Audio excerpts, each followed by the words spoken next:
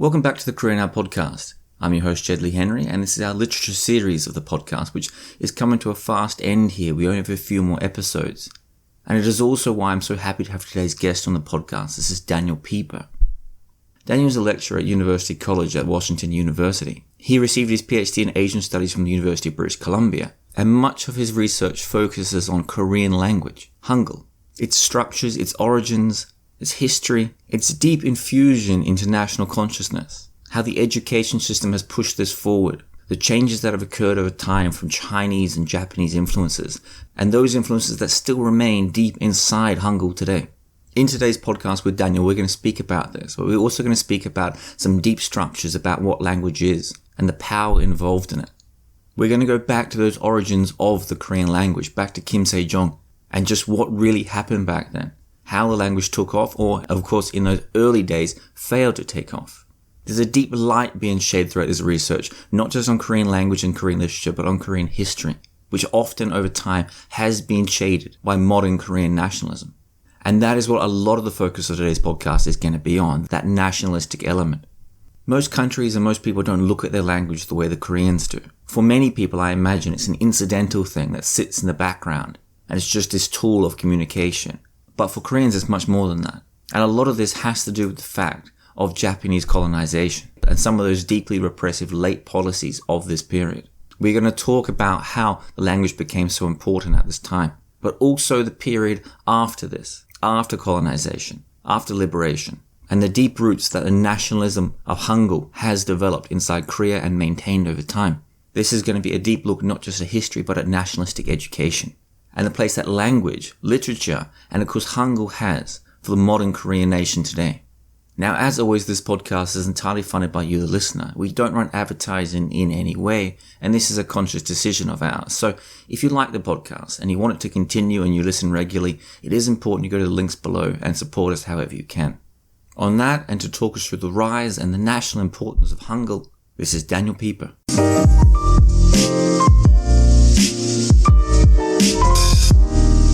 Daniel Pieper, welcome to the Korea Now podcast. Hello, thanks for having me. So let's talk about Hangul. And as part of this literature series, I was really hoping to get you on the podcast because this is one of those aspects that people don't seem to recognize how important not just languages, but languages inside Korea and for Koreans. So let's build this story up a little bit. Before we get started, everyone has this idea about themselves and about language that is very vague, comes from, many times it comes from philosophy, and that's this idea that language is somehow power, it's the limitations of our minds and things like this, and it's this has a huge impact on culture and thought, but again, at the same time, they don't really have a firm understanding of why that may be. So what was it about this study of language in general before the Korean language that attracted you so much? And why is it such an important topic to study in general? Well, that's an excellent question. I first got interested in the Korean language after traveling there after my undergraduate and becoming a student of the language. My first year that I lived in Korea back in 2003 was in a smaller town, and it quickly became apparent that I would have to learn the language if I wanted to lead a fulfilling life there at all. So I quickly set to work and quickly became my hobby, studying the language every day. So that was really my entry into Korea and Korean culture. And then, of course, being an educator there in Korea, that was the other pillar. So there was language and education, and I became fascinated in those two aspects of Korean society. I taught at many different schools in Korea. Before I left Korea in 2008, I was co-teaching Korean language as well. So I became very interested in the different ways that Korean was taught, as opposed to the way that I learned English, of course, or the way that I learned other languages while in Korea. There was a specific kind of pedagogy, Korean language pedagogy, that I encountered in many of my Korean classes. A specific kind of, this is where I first became exposed to what later in grad school I would know to be language nationalism, script nationalism, things like this. At first, when I was learning Korea, I didn't know exactly what it was, but I did realize that something was quite different from the way that I had encountered other languages. Something about the Korean language and its connection to the nation and to ethnic Korean people was different than what I had known in the past. So when I left for graduate school in 2009, I immediately knew what I wanted to focus on, and that was this connection between nation and language in Korea. And that's what my MA thesis mostly focused on. And then through that research and as I took a deeper dive into more and more sources, I quickly started to focus more on the nuts and bolts, the linguistic aspects of vernacularization. That is, how did the Korean linguistic landscape shift from the previous valorization of literary Sinitic, that is classical Chinese, elite participation in cosmopolitan writing and culture? How did that shift to vernacular Korean in such a short time? And that was one other thing that I was quite fascinated with as I deepened my studies on Korea, how quickly this paradigm shifted in the late 19th century from, more than a millennium of elite participation in classical Chinese language and writing, how that shifted in just a single generation in the late 19th century to right around 1910, how that quickly burgeoned into what we know today as vernacular Korean literature, Korean writing. It was so quick, and I became more and more fascinated by the fact that I could actually see it happening in this very short period of time. You could actually get a relatively small set of texts, relatively small, it's still quite big, but compared to many other countries, polities where this happened, in the Korean case, you could actually take a 20-year snapshot and see that happening so amazingly fast. And so that's what led me to a PhD dissertation eventually, and what I'm working on now, which deals with that process of vernacularization. So let's dig into some of those questions about the Korean language then. Again, broad, and then we'll begin to narrow this down a little bit. There is this idea that people have, as you say, it develops just so quickly, and it develops at a certain period in Korean life. And this is the period, at least it has a huge jump at a certain period. This is the period of Japanese colonization. And you write a lot in your research here about how just important it is that this language was banned under the Japanese, and why that was such an impetus for the growth itself. Now, I know that's a broad question, but to narrow it down a little bit, why is it that, for example, it is so important for a colonial country or a subjugating authority like this to ban language? For people that have no feeling on this from the outside, they may think it's one of the least important things that perhaps the Japanese colonial powers would be thinking of doing. It's just a way to communicate. So what is this power that language has here? Why do these sort of authorities and these, I suppose, countries and imperial ideas feel it's so necessary to subjugate and silence language?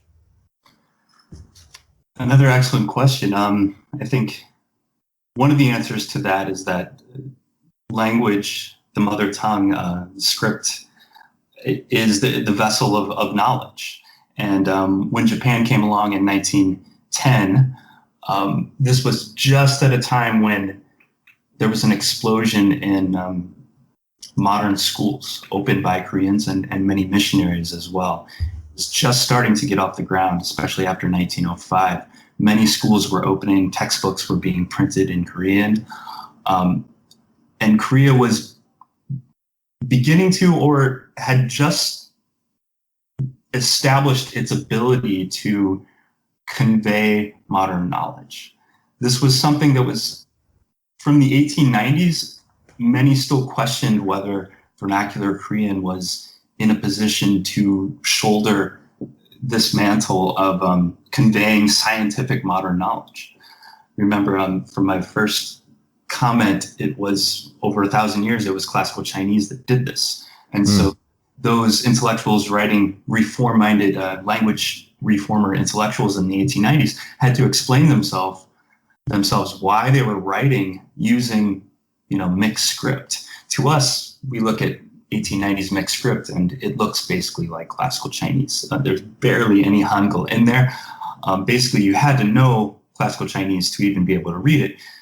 But that shows what a huge jump it was to write expository writing in mixed script, which was just barely grammatically Korean, but still Korean. It was such an unheard of proposition that all of those who did it in the 1890s had to explain on the first page why they did this, as if they had to, anticipate these challenges that they would get. So there was a lot of questioning whether it was even possible, but by the first decade of the 20th century, there was starting to be a growing consensus that, in fact, this could be done using written Korean, mostly in a mixed script, that is a mixture of Chinese characters and Hangul, to use this to write new ideas that would have been, written in classical Chinese just a decade later. This was actually possible. It was being done. The nuts and bolts were being worked out. The kinks were being worked out in writing.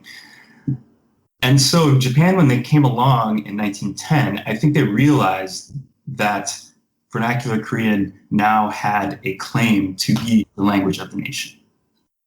And Japan could not take that claim away because Korean had already demonstrated its ability to do this. So they knew that they had a problem as far as legitimacy was concerned. And this is why I think that they felt that they had to limit the Korean language. But the thing related to one of my original questions for my PhD dissertation is a fact that surprises a lot of my students still, and a lot of academics as well. The fact that the Korean language was actually a required part of the course, a required part of the curriculum for the majority of the colonial period. It was only banned for, I think, roughly a 15-year period out of 36. But other than that, in Japanese schools open for Korean students, the Korean language was a necessary part of the curriculum. It was a required course. And when I first learned that, it led me to another question. Well, why require Korean language at all? If, as I had heard in other courses up until then, and according to this popular narrative, if the ultimate goal of Japanese colonialism in Korea was to stamp out Korean culture, then why have a necessary Korean course at all? Why not make the entire curriculum in Japanese? And so that eventually led me down a long road for my PhD dissertation, which yeah. Well, let's begin to build up some of those questions as well. So, as you're speaking there, I think we perhaps missed a beat or two here. What is the history of Hangul as well? And there's this terminology here. So we're using the word Hangul, and for people who are completely oblivious to this is of course the word for the Korean language today. But of course, it runs throughout history with a number of other terminologies that people use for it. So Hangul translates loosely to the Great Script. But as you put through your research here, and as some people may be aware of, there are a lot of other different terms that are used for this as well. So let's go back to the deep history. Everyone has this idea that it came from Kim Se-jong. And so let's go back to the deep history of Hangul, and then we'll begin to build the story back up again. Okay. Yes, you mentioned the most well-known name, Hangul, today. Originally, it did mean the Great Script, Han, a pure Korean syllable meaning great. But now it has a kind of connotation of the Han in Daehanmin국, and it's associated with Daehanmin국, Hanguk, South Korea. And for that reason, that word is actually disdained in North Korea. They use the term Joseongul or Urigul, so Joseon's writing or our writing. So that term, though, Hangul, which is, the most common term in South Korea. It was only first coined around 1913 by, most people think Ju Shi-kyung, who was the godfather of modern Korean linguistics. So technically, I'm being anachronistic when I'm talking about Hangul before that time, but that's neither here nor there. That's the most common term. But Hangul, when it was first created back in the 15th century, it was called Hunmin Jeong, which translates to correct sounds for the instruction of the people. And that the last two syllables of that Jeong were often used throughout the Joseon dynasty, were resurrected more for nationalistic purposes, especially in the 20th century. But as you mentioned, over the centuries after the 15th century, many different, mostly derogatory words were associated with Hangul.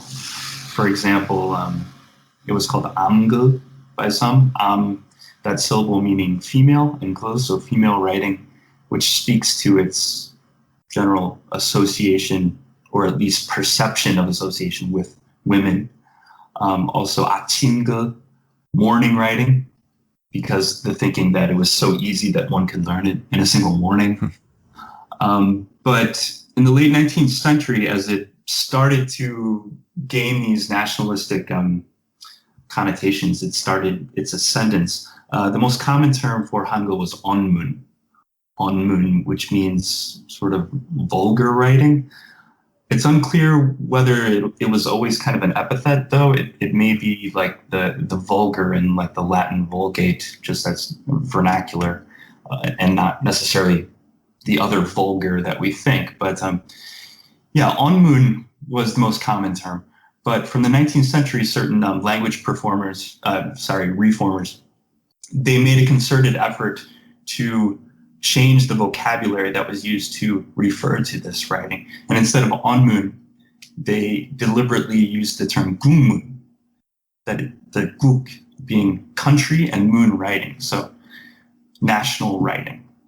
That started to happen from the 19th century, and that's what it was called mostly until Hangul became more ascendant later on. That's a short history of the terminology surrounding the word. But if you'd like, I can get into the details surrounding the actual creation of the script by King Sejong. Yeah, well, let's certainly jump into that, because many people have this feeling in their mind. I mean, many people have heard what you've said there about the simplicity of the language of the script and how it builds up. So yes, let's go into that moment, because many people, when they first arrive in Korea, they'll be told one of the first things is about Hangul, about Kim Sejong, and about how simple it is to learn this language. So let's get into the linguistic details of the script itself. Okay. So King Sejong, he is regarded as the greatest of Korea's kings, certainly Joseon's kings. There is a little disagreement over his level of involvement actually in the creation. Some scholars think that it was his personal creation. Some think that he just put his name on it and he was actually not involved in the actual creation of it. But I think the most common consensus on the invention is that he was involved in it, but also he collaborated with members of the so-called Chipyeonjan, which is the Hall of Worthies, sort of like a specialized academic group of scholars that worked on different scholarly projects at the behest of the king. So the first records that we get that he's starting to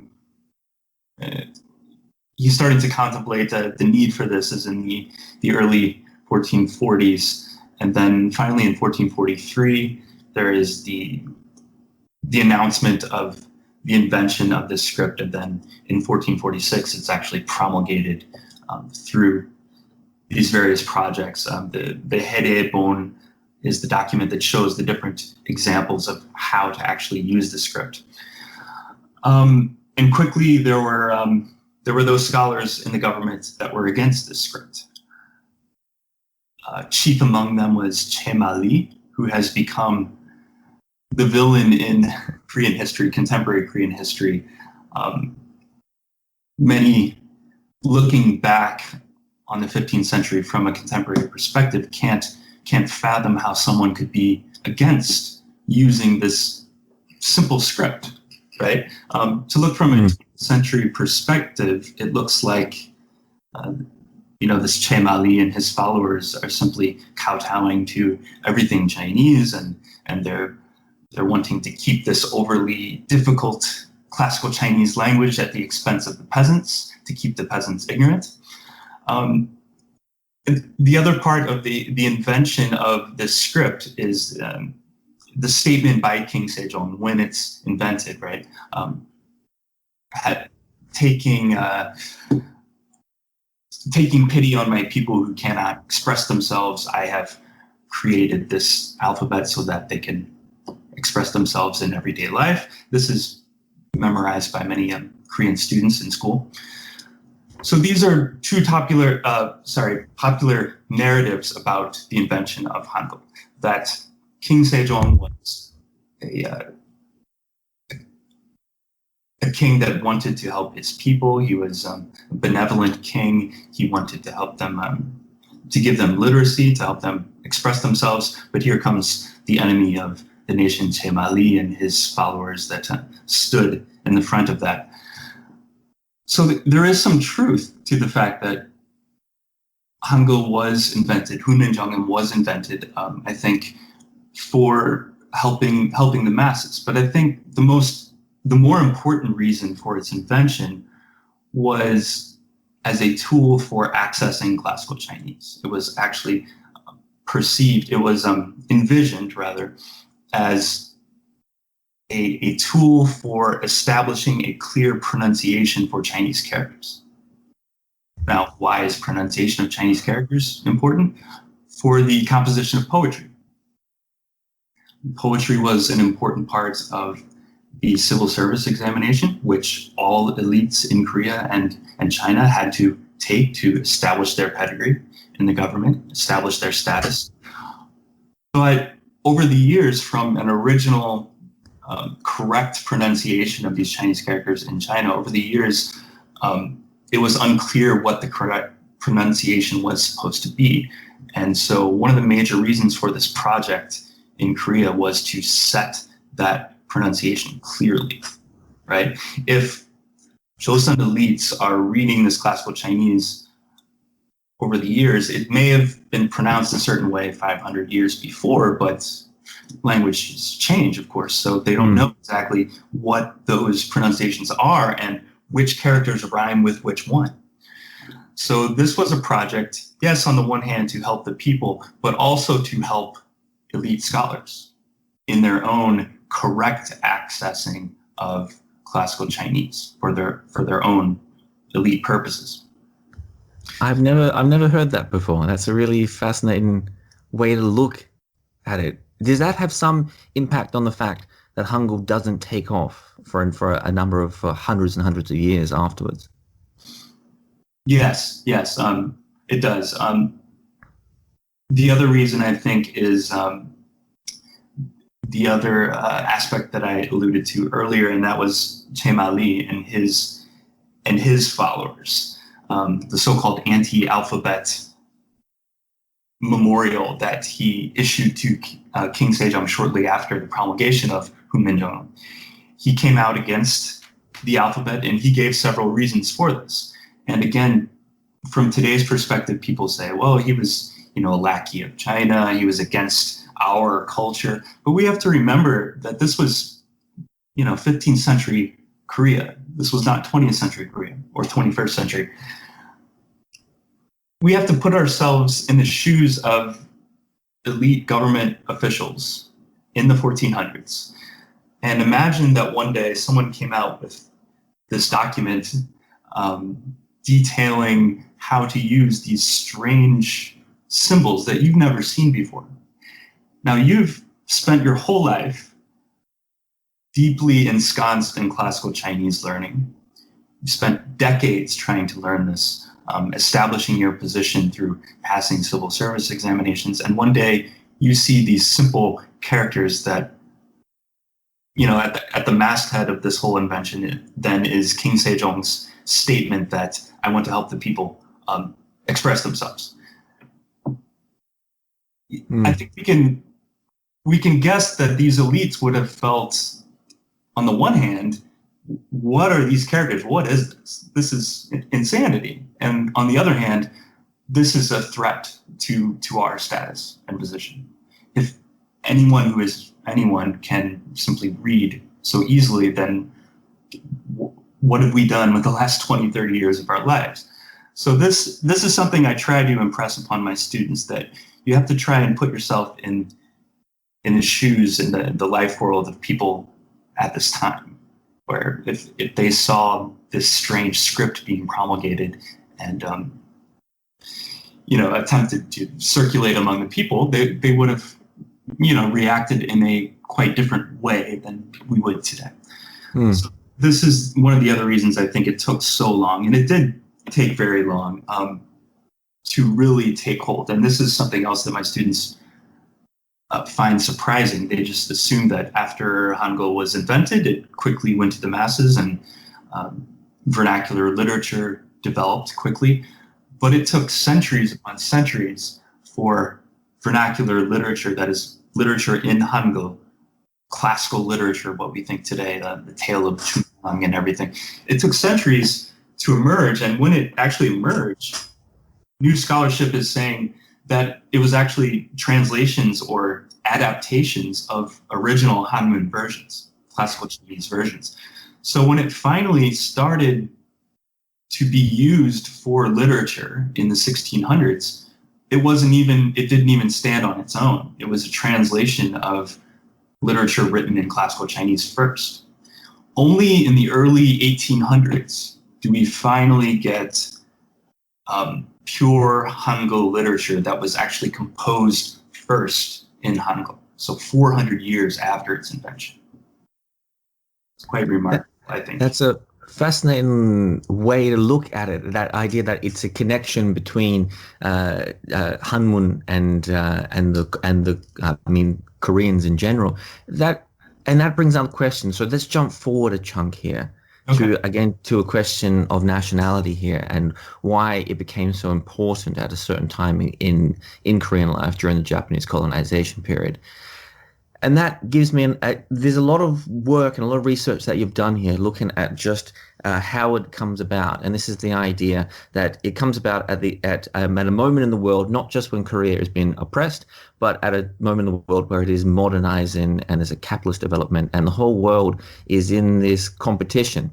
And there seems to be a lot of mention inside Korea that if we are going to be a part of this, if we are going to succeed and be a great nation, we need our own language. And that, again, I have to assume there's some echoes there of that past when they were simply using Hangul to translate from one language into their own common language. I have to assume that there is some idea here that they're a nation stuck between great powers, and that if they want to become something more than this, they need to grow out of this. So take us to this moment when Hangul becomes not just this functional script, but something that becomes really a competitive instinct within this modernizing world. Okay. Excellent question again. It happened quite quickly. And it happened at the behest of open-minded, reform-minded Joseon intellectuals who were educated in the classics. They were able to write in classical Chinese, but they chose, for increasingly nationalistic purposes, to write in Korean. So it was a political and nationalistic choice for them to do this. And importantly, these reformers, most all of them studied abroad, and mostly in Japan. So what I write a lot about in my writing is the intellectual connections between these reformers, their time in Japan, the ideas that they picked up on the importance of national languages, which Japan in turn had picked up from Germany, the importance of national languages, but also the specific methods of reforming the national language, that is, methods of vernacularization. So the idea that Korea had to nationalize its script in order to, enter the pantheon of modern nations, that idea was quite quick, right? It caught on rather quickly, but how to actually do it, that took many more years of experimentation. Remember, it was established practice to read classical Chinese for educated Joseon elite. And they had ways of doing it. They had ways of reading out a classical Chinese text in a certain, prescribed way that sounded somewhat Korean, at least Korean enough that educated Koreans could understand it. So they had to develop a new way to actually compose in Korean instead of reading the classical Chinese text in Korean and then writing in classical Chinese. They had to bridge that gap, and that gap was Korean grammar. If you look at, this was the other aspect of Hangul in the pre-modern period that I didn't get to, and that is the annotated versions. I mentioned that Hangul was used as a tool for accessing classical texts, Hanmun, classical Chinese texts. This was through onhae, or annotated versions. That was a way to read a text as if it were Korean. So on the one side of the paper, you had basically a classical Chinese text with just broken up. The clauses were broken up. It was a way to parse classical Chinese text with a little Hangul in between the clauses. But if you took out those little Hangul particles and sentence endings, it was still classical Chinese. So it was still Chinese grammar. It wasn't Korean grammar. So what they had to do in the late 19th century is make that jump to actually composing in Korean grammar. And this was what I'm working on recently, how they actually did that. These reformers look back to the pre-modern onhae method, that is the method of reading something, reading in classical Chinese as if it's Korean, but it's still grammatically Chinese. So they had to apply that concept to actually composing in Korean instead of just reading it in something like Korean. Are you following me? It's a little complicated. Yes. I don't, but it's fascinating to me. But I won't go on. I won't harp on this topic. Does the publication of the Independent have anything to do with that? This is I assume this is around the period when the first pure Korean Hangul daily gets published, which is the Independent. So is this a pivotal moment in that idea of suddenly shift in language into Hangul? Yeah, thank you for mentioning the Independent. It does relate to this. The Independent was an outlier in the overall evolution of Korean writing from the late 19th century to the early 20th. It was an outlier. It came along in 1896 in pure Hangul, and all of a sudden, news stories, expository writing, essays were in pure Hangul. It was light years ahead of anything else that was going on. It didn't last long, the paper itself, nor did its precedent that it set. It didn't last long because the problem that many commentators noted, not specifically on the Independent, but they may have, but on composing in Hangul, pure Hangul only, was that it was more difficult to understand than mixed script writing. For those who are already educated. This, again, is something that seems anachronistic to us, but for those who actually know a lot of Chinese characters, to all of a sudden try to read something in pure Hangul on the news of the day, that, previous to this, there was fiction in Hangul, but, that's more colloquial. But to read something approaching academic prose in pure Hangul was difficult because there are so many homonyms that an educated Korean would be like, well, which one is this? Without the Chinese character, I don't know what this word means. And so that's why I think it didn't catch on. It was published by Seo Jae-pil, who, like many of the reformers of his day studied abroad. He specifically was the first to study in the US, or one of the first, and he was involved in publishing there. And I think he brought back his experience in American publishing to the Korean field. And he just kind of started it wholesale there with The Independent. And another thing that The Independent did was word spacing for the first time. Yes. So it didn't catch on because I think it was just too far ahead of the normal progression of language evolution that was going on at the time. It would take many more decades to come back. But the other more influential stream in Korean writing, though, in the 1890s was mixed script, I mentioned. And that jump from Chinese grammar with mixed script that was in the Onhae annotations throughout the Joseon dynasty, that jump from that to actually Korean grammar, Korean syntax, happened in the 1890s. And that, I think, was a more critical jump than the pure Hangul, The Independent, demonstrated. And that is, in fact, the kind of Korean writing that was ascendant for many decades after that. And still, another thing my students are surprised to see, I show them newspaper articles and things from the 80s and 90s, still employing a lot of Chinese characters, sinographs. And that the pure Hangul Korean that we know today is, as you probably know, is really quite recent. And in a lot of fields still, you see, especially in history, or those trying to start a dialogue with Japan scholars, Chinese scholars, they purposefully add a lot of Chinese characters to make it actually more readable, especially among Japanese scholars who, as you know, if you've read some of my work, have very similar kind of writing style. Academic Japanese and academic Korean are extremely similar. Yes. Yeah. Yes. This is an interesting moment here. I'm really fascinated. If you could see my face, you'd see how much I'm smiling here. This jump from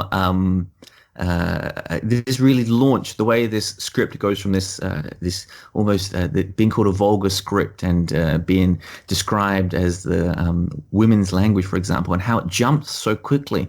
I wonder, you've written about this, and how important is the royal decree in 1894 of Kim Ko-jong? So this comes around the time of the Kabo reforms as well. I've heard people in Korea tell me how important this was as a moment. So does it have any real effect on the overall landscape? Because in theory, it elevates Hangul up to suddenly, for the first time officially, to be the national language. So what is the impact, if anything, from that moment? Yeah, that's an important question. I think the immediate impact is rather limited from that royal decree. I think psychologically, it's an important decree. And I think it demonstrates that the Japanese influence and those who had aligned with Japan at that time during the Sino-Japanese War to push through the Kabo reforms. But I don't think it was just Japan's will imposed on Korea. I think there were Korean intellectuals who supported it as well. But the immediate effects of that were rather limited. If you've read that, if you remember that actual decree, it says that Gungmun, and it's important that the term Gungmun was used, right? National writing. Gungmun shall be the official writing of government, but basically, I'm paraphrasing, in a pinch, you can use mixed script style. Yes, I've got a quote in front of me here. Legislation and royal ordinances take the national script, Gungmun, as their basis. A Hanmun translation may be attached, or else they shall be written in a mixed Sino-Korean script. Yes, which I don't really know the percentages. Many government officials continue just to use Hanmun, just completely ignored the decree. It wasn't mandatory, but I think the larger majority just used mixed script. Because, and I've written about this too, I think it was a compromise between the traditionalists and the reformers. It was a way to it was a way to show the transparency of the sinograph while also making that jump to Korean for somewhat nationalistic purposes. And I mean transparency, this is another anachronism, the transparency of the sinograph. Today we think, well, Hangul is much more transparent. You can see exactly what it says. Well, phonographically it's transparent, but not semantically. Semantically, again, for educated Koreans, the sinograph would be much more transparent. And that, I think, is the compromise that mixed script embodied. And that's why it was ascendant during that time. I have another question here, and something that you take a little bit of issue with in some of your writings, and this is important because a lot of Korean history runs this way. It seems to just be asserted and reasserted. And this is the idea that Hangul survived, and we mentioned a couple of times together here, and Hangul survived with women and with Buddhists and with children. And you write here that there's not much evidence for this at all. So I wonder why that story is so important to people. Is it that this sort of inferior classes of the day, these downtrodden classes, is that sort of a representation of how Koreans found themselves during Japanese colonization? So is that, am I making a wrong allusion there between these two things? Or is there some other reason for why Koreans stick to the idea that it was women and Buddhists and children that kept the text alive through those dark ages? Well, this does get mentioned a lot. The discourse surrounding, throughout Joseon, the discourse surrounding the association of vernacular script with women, children, Buddhists, it's there. But I think often scholars take the mention of this or the discourse of this as the evidence for it being true. There is also evidence of women using Hangul, of course, but I think the perception is stronger than the actual textual evidence for this. And the other part of this is that I would say that men using Hangul as a tool for accessing literary Sinitic was at least as important as women, composing letters or epistles in Hangul, or children learning Hangul when they're young. And that's the other aspect that I don't think is mentioned as much, that because elites didn't compose literature as much in Hangul. They weren't composing in Hangul, and they didn't write about using Hangul because most of them were probably ashamed of it. But certainly young elite scholars coming up through the ranks of the academies, learning the Confucian classics, certainly they were using Hangul as a tool for pronunciation and as a tool for parsing these texts. And so I think their role is at least as important as women and Buddhists and children. But I think, again, from a nationalistic 20th century perspective, it's more palatable to say that Hangul was oppressed and it was fighting a constant uphill battle against Chinese, toadyism, lackeys of China, which I don't think Joseon officials saw themselves in that way at all during the Joseon dynasty. And frankly, I don't think most lower classes saw them in that way either. That's another. Yeah, go ahead. No, I was just going to say, from that, let's step into this Japanese colonial period and the important place that education has here. There seems to be a lot of emphasis on the education at the time. So let's talk about that. So we've entered the Japanese colonial period, and of course, eventually the March 1st movement comes around, and this search for independence, and Hangul begins to play this outsized role in all of this. But also in education itself, the language schools of the time begin to shift, of course. But that's what does Korean language Hangul education look like during Japanese colonization, and then after March 1st movement and onwards, and why does it become such a central focal point for critics of the colonial power? Okay, excellent question. Hangul education, Korean education, it forms just a single subject of the curriculum. In the first decade of the colonial period, Korean, as it's called, Joseonol. Before 1910, it's called Gugo, Gugo, national language. But then quickly after 1910, it becomes Joseonol. So the first language of Koreans is actually a foreign language overnight. So it and classical Chinese, in fact, are combined in one textbook. So you can see the transition there from the hangover of Hanmun. It's still there. It's still considered by Koreans and Japanese people who open these schools as important and necessary. And in fact, an equal partner of vernacular Korean. That's what I thought was interesting when I looked at the books from the first decade, that they still considered classical Chinese as that important, that it would take equal billing with vernacular Korean. So in fact, in the first decade in the textbooks, they were divided one and one. So you'd have one chapter of Korean starting from the syllables, kiuk, nian, and then one chapter of basic Hanmun writing, classical Chinese. And then over the chapters, they would gradually get more and more complex through the grades. Then after the March 1st movement, there's a movement among many Korean intellectuals in the more relaxed atmosphere after the initial harsh crackdown. There's a movement to increase the number of hours dedicated to Korean in the curriculum.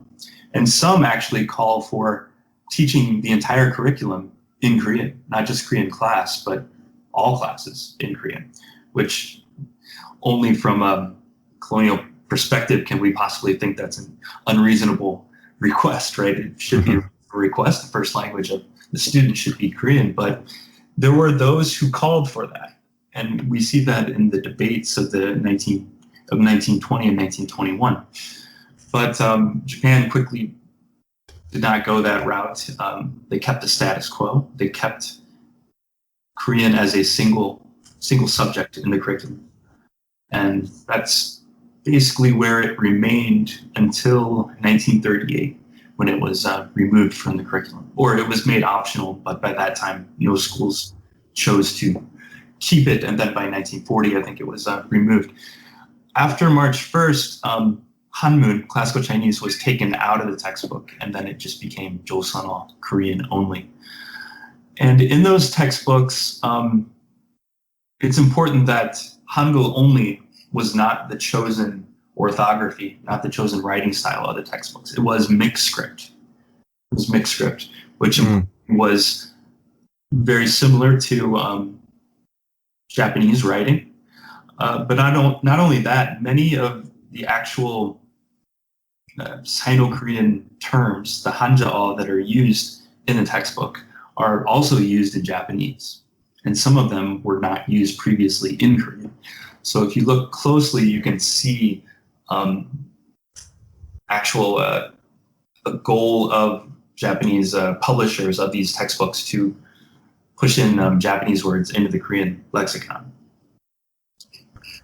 So let's step into, you begin to build this picture up through a lot of your research, which is this fascinating idea of this push for Hangul comes from almost every direction within Korean society. It's like a spider web being built up of everyone.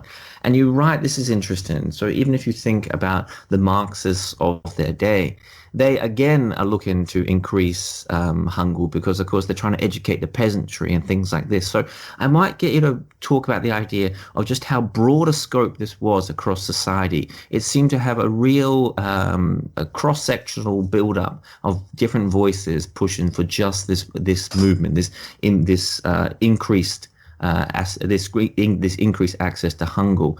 And what role in all of this does the Governor General of Korea actually have? Because of course there is a government in Korea. Of course it's imposed by the Japanese, but let's talk about that cross section there, not just between the groups that are pushing for it and how disparate they are, even though they had the same goal. But what role does the Governor of Korea have in all of this? Is it censorship, or is it supportive? So how does that all sit together?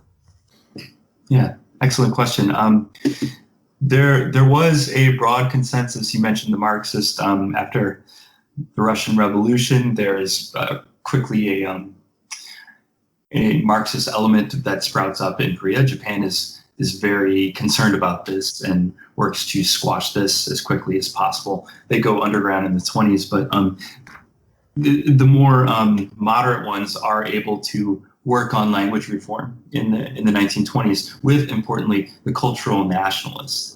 Michael Robinson has written on these two major groups in the 1920s, the cultural nationalists and more radical reformers. This is one issue on which they tended to agree, unlike many others. The Marxists often called the cultural nationalists as, lazy, just lackeys of Japan. And in fact, many of the cultural nationalists eventually turned into Japanese collaborators. But on the issue of language reform, this is something that both of them could see benefit in, and they did collaborate on this. Eventually, certain societies grew up around language reform. One of them, the Joseonol Hakgue, the Joseonol Language Society, and the other one, the I forget the title of the other one. Joseonol Hak Yeongguhae. That's what it is. So, Korean Research Society. So very similar names. It's hard to keep it straight sometimes. So they grow up, and these two societies work with schools, work with publishers to get Hangul standardized spellings, push them to use Hangul. Eventually, because the government general of Korea is in the position of ultimate power, eventually one of these groups has to work with the government general in the 1930s to push through the final standardization of Korean spelling. Because in the end, it was the government general who held all the cards. And if they wanted their orthography to get approved and to be, promulgated in all of these schools, they had to collaborate to some extent with the government general. And they did for the 1933 standardized orthography. So there was that. As far as the authority of the government general, Japan really got a black eye after its response to the March 1st, 1919 uprising, independence uprising.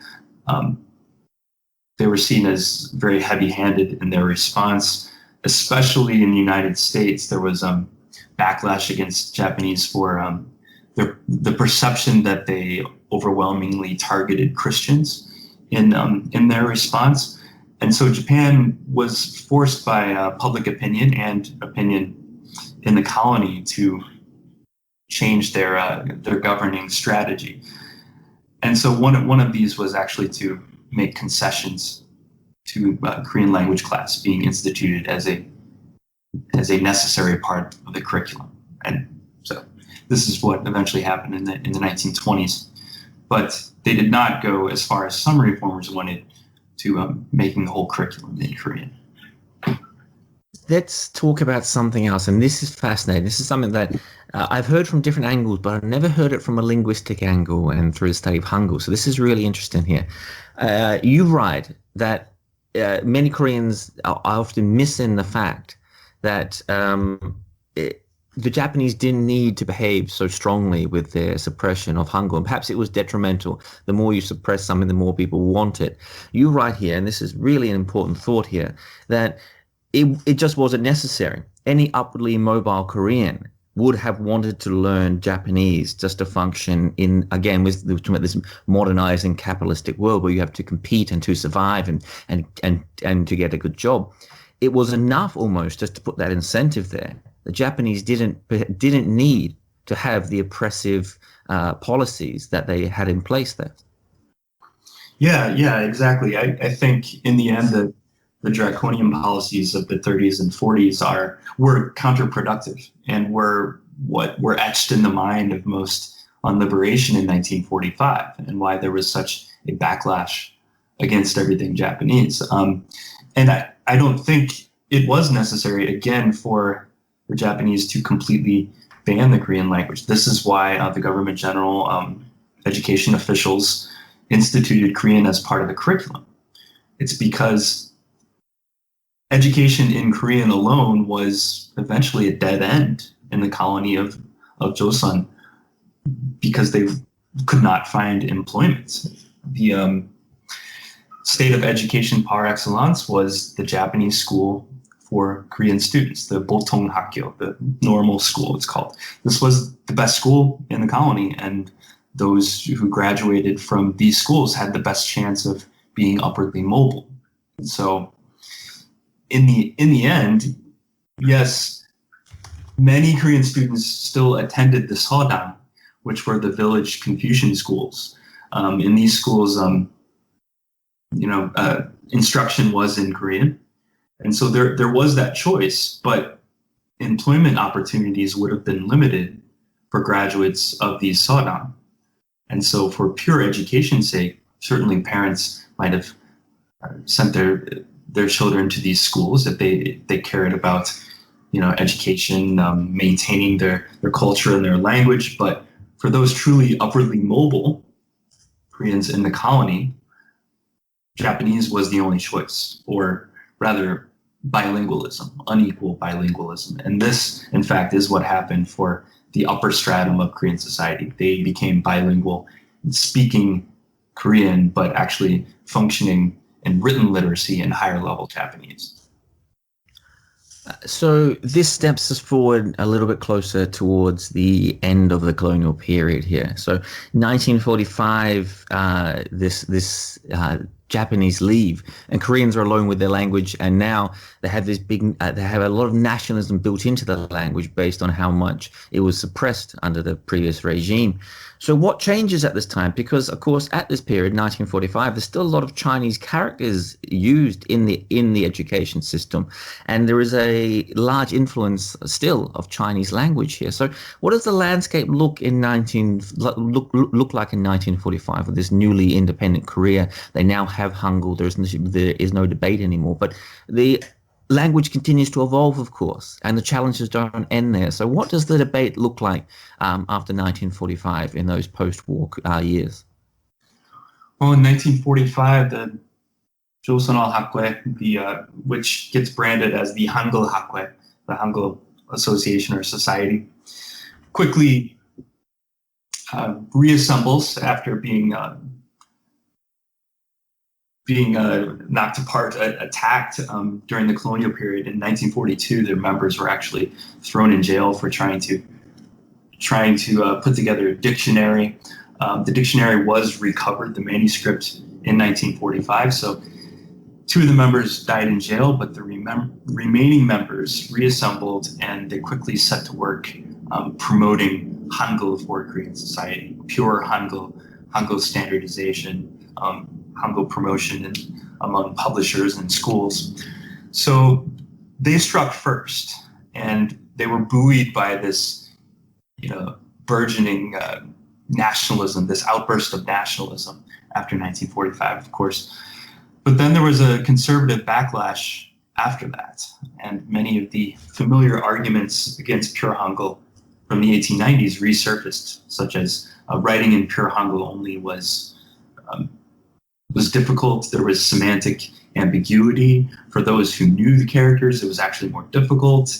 And they also pointed out that there was a disconnect between the publishing industry and schools, that if schools turned out students who had used textbooks with Hangul only, but newspapers were printed in mixed script, effectively Korea would be pumping out illiterate graduates, which had a point there. Because if you looked at the newspapers from 1945, 46, they're heavily Sinicized. So this started a back and forth zigzag of Hanja policy in South Korea that lasted for quite a long time. In a sense, it still goes on, but it's been attenuated. And I think it took time for these characters to gradually be scrapped from the language. It took time, like intergenerational time. Because as I said, when you have a large proportion of older people that know a lot of characters, it's hard for them. So you need to gradually phase out the characters. And that's what South Korea has done. On the other hand, North Korea made a concerted, centralized decision to get rid of Hanja, Chinese characters, from the late 40s, I believe. And since then, they have, they actually teach them in school. Actually, I think more than in South Korea at this point. They teach about 2,000 in school, but they never use them in any publications. If you've ever seen any kind of propaganda or whatever from North Korea, it's all pure Hangul. It always has since the 40s. And this, again, as you mentioned, was, part of as a tool for revolution. In 1945, most Koreans still were illiterate in Hangul, and so it was important to spread the message of revolution quickly and effectively. And so this is where we stand today with South Korea. South Korea has gradually, over the decades, phased out Hanja, and now English is much more of a germane topic in South Korea, whereas in North Korea, they stopped using Hanja from the 40s and actually coined many tens of thousands of neologisms, pure Korean neologisms, which has resulted in quite a separation of the languages in North and South Korea. That's a fascinating thought there.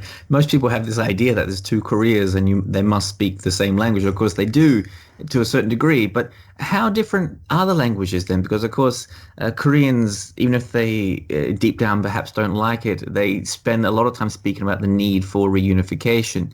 So I'm not sure what you're implying a little bit that there is going to be a challenge here between the languages of two countries. And if so, it's a fascinating look at how quickly a language can change and evolve. So how different are the two languages now, and how much of a challenge would it present for a South Korean and a North Korean meeting on the street and having a conversation, or functioning in perhaps a more high enterprise job?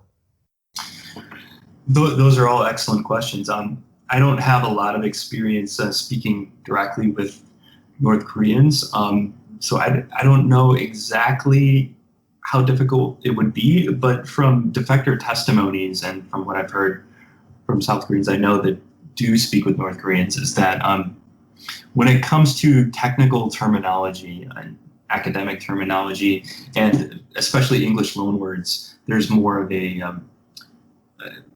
a distinction between the languages. It becomes difficult because South Korea for many years, and still to a certain extent, coins new scientific, technical language, academic language based on Chinese characters.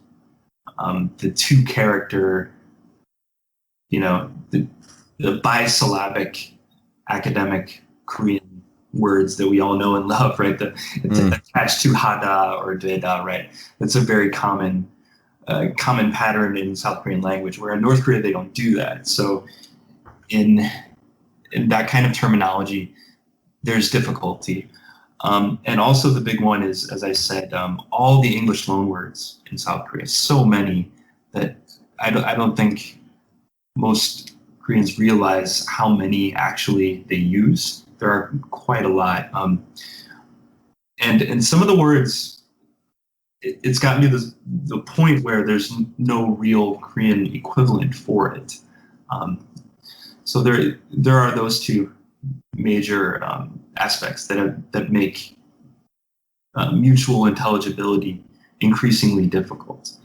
And I saw, maybe you've seen this recently, there was an app developed for North Korean defectors or newly settled people for actually translating South Korean. So you can point your phone at South Korean text and it translates words into North Korean speech. Yes, I did see that. I must admit, I didn't pay much attention to it. I thought, no, this can't be, it must be less here than I thought it is. But yeah, I'm seeing there must be a lot more detail there. As a couple of final questions here, let's walk towards the end. You mentioned English. And of course, what role, how do Koreans and how does English fit in with Hangul? Because, of course, it's a free choice in Korea to learn English. It's not Japanese colonization anymore.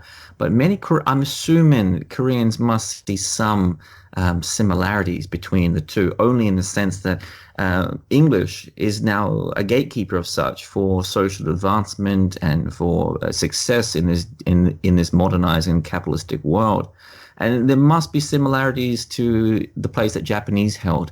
And of course, as you walk through the streets of Korea, you're shocked at just how much English signage there is around the place. So how do Koreans see English, and what is the place of English within modern day Korea? Oh, excellent questions. How do Koreans see English? And perhaps what is it? Is it seen as a threat to Hangul? Perhaps. I mean, they saw Japanese, of course, as a very real threat, and I wonder how they see this new imposed language of sorts on them. I don't think most Koreans see English as a threat to Hangul or to spoken Korean per se. I don't think there's any risk of English actually supplanting Korean as the language of instruction in pre-university education. Although in university education, increasingly English courses are muscling in, but Hangul certainly is not threatened, I think. But I think there are similarities with Japanese in that it's becoming increasingly difficult to gain social mobility in South Korea without knowledge of English. Now, what that knowledge of English is another topic. It's really mostly kind of a test English for TOEFL and TOEIC purposes, right? But increasingly in jobs that don't really have any English-speaking requirements or any connection to English on the outside, there's this English requirement as part of the application, right? And as part of promotion, bonuses, English is necessary. And so I think many Koreans are asking why this is so. If these jobs, or if English in general is very rarely spoken in a real kind of organic way by Koreans on a daily basis, then why is English so important in the education system? It's this disconnect between this extreme importance in education and jobs in society, but then on the other hand, rarely actually spoken in everyday life for functional purposes. And Joseph Sung-il Park is one scholar that writes about this. That's something that I've been struck with English in South Korean society, that disconnect.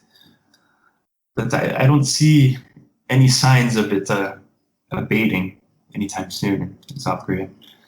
Well, as a final question, and I suppose a little bit of storytelling here as well. This is a fascinating story I bumped into. I believe it was in the start of either your master's or your PhD dissertation.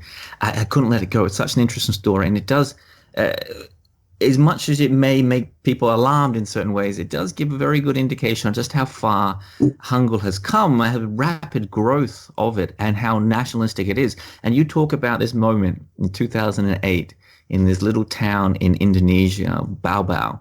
And this Korean society arrives, and they're brokering this deal to have this small community of 60,000 people use Hangul in their textbooks and use Hangul as their text.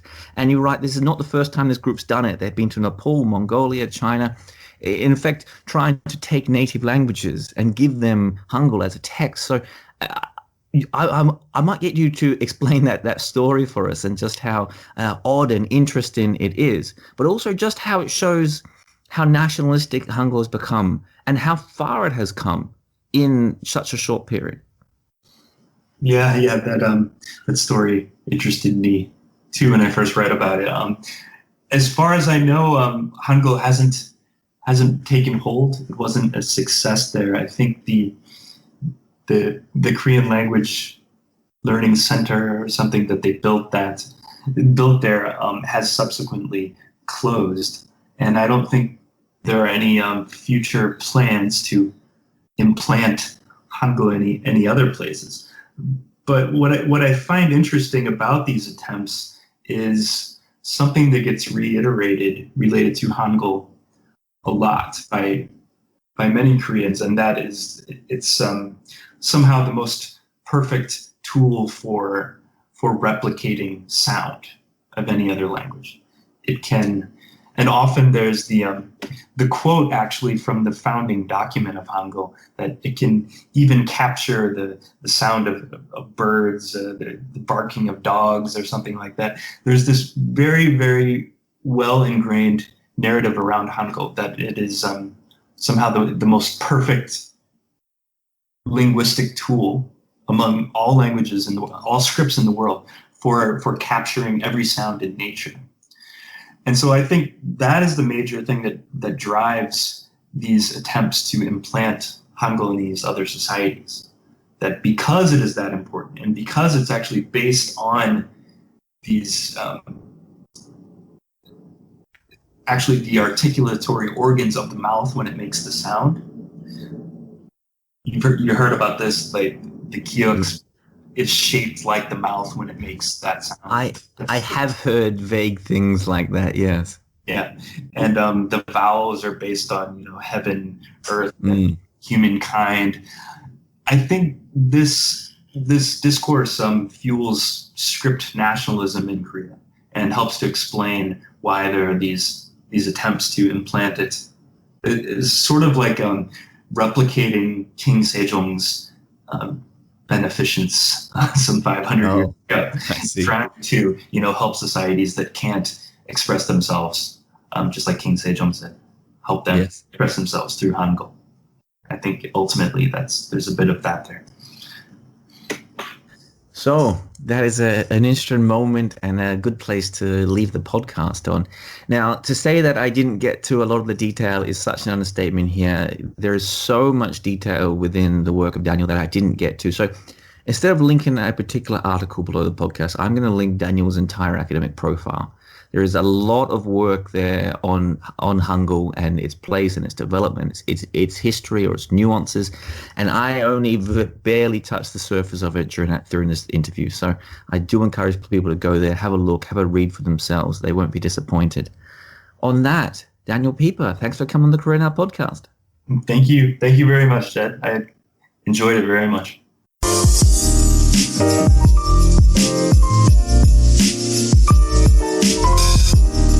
Thank you for listening to this episode of the podcast. I really hope you enjoyed it. This is just a final reminder that we've made a conscious decision here on the Korea Now podcast not to run advertising. And so the podcast is entirely funded by you, the listener. So if you do want it to continue, please consider supporting the podcast at the PayPal or Patreon links attached below. Or importantly, you can share, like, or comment on the podcast across social media. And on that, I hope to see you again for the next episode. Thanks again for listening.